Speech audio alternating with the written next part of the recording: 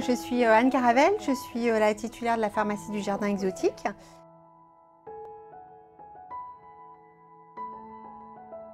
Aujourd'hui, je vous parle en fait de l'actualité puisque c'est vraiment la fabrication des gels hydroalcooliques. Compte tenu du fait que les industriels ont eu du mal à suivre en fait le rush qu'il y a eu sur ces produits, donc suite à l'épidémie en fait du coronavirus, les pharmaciens ont été autorisés en principauté à pouvoir faire leur propre gel.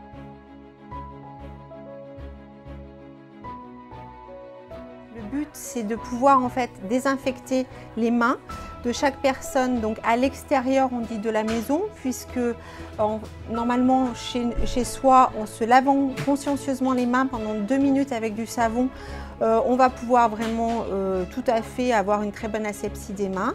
En revanche, quand on est dans la rue, quand on prend l'ascenseur, qu'on appuie sur le bouton de l'ascenseur, quand on fait une carte bleue, quand on prend le bus, on va toucher plein de choses qui sont souillées. Donc il est important de effectivement régulièrement se passer les mains au gel hydroalcoolique pour être sûr de ne pas se contaminer les voies respiratoires en allant toucher son visage.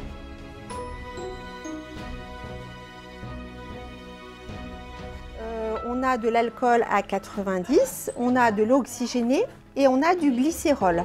On va mélanger tout ça dans des quantités qui sont recommandées donc par l'OMS et ça va nous donner un gel hydroalcoolique fabriqué en pharmacie. Le glycérol, c'est vraiment pour en fait permettre à la peau de ne pas être trop attaquée par l'alcool à 90, qui est quand même tonique sur la peau.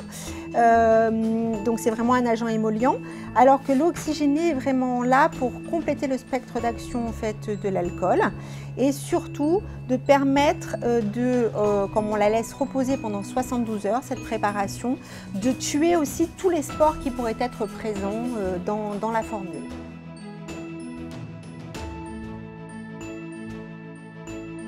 Est-ce qu'on peut le faire chez soi? Difficile parce que déjà on a l'alcool à 90, donc qui est de l'alcool officinal, donc difficile à se procurer puisqu'on ne peut pas le délivrer tel quel. Et puis il y a aussi tous les problèmes de rupture de stock en ce moment. La première, ça va être le flaconnage. On n'a plus de flacons. Moi j'ai passé mes flacons il y a plus d'1 mois, dès qu'il y a eu l'épidémie en fait en Chine. Je sais pas, j'ai eu un petit feeling et je me suis dit il va falloir rentrer des flacons et de l'alcool. Donc le flaconnage est en rupture partout, donc si j'ai un conseil à donner aux gens en principauté, c'est de surtout garder leurs flacons parce qu'on pourra toujours leur remplir.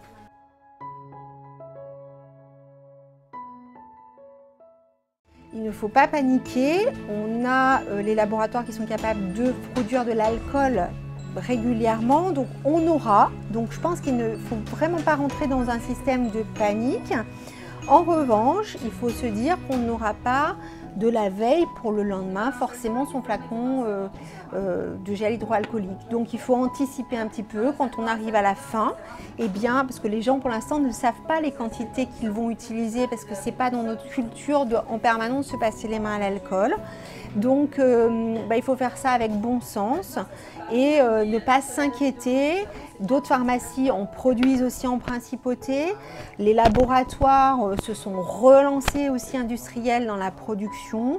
Donc moi je ne suis pas du tout pessimiste. Il faut juste s'organiser pour l'acheter en temps et en heure.